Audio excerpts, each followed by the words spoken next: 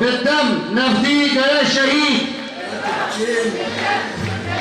يا اخي ترى احنا بحرب لا تبكين حتى لو شفين وراكن وتكبروا على وخبات ودلو تحسين. كلمة يقول قائد الشعوب: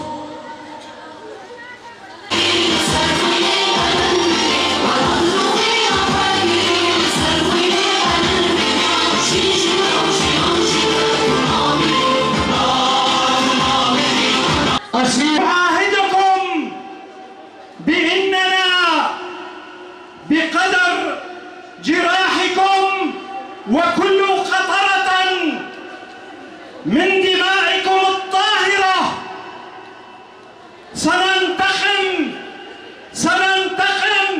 سننتقم من الأعداء حتى النصر والتحقيق أمانيكم. قدموا أرواحهم الطاهرة ودماءهم الزكية في سبيل الحرية والكرامة، يدافعون عن جميع شعوب العالم. كانوا يحرسون هؤلاء الإرهابيين الذين شكلوا أكبر خطر على الإنسانية وعلى شعوب العالم. هؤلاء الإرهابيين التي رفضت دولهم استلامهم وتحمل خطرهم وعبء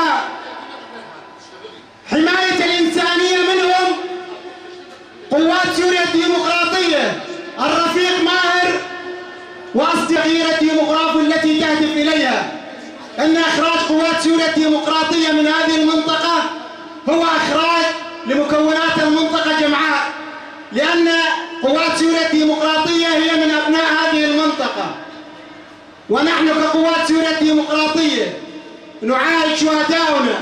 الانتفاضات ومثلوها، ولهذا واجبنا أن نرفع حقهم، لأن دماءهم ليست ضرر لوار الثرى تراب قام الشعوب.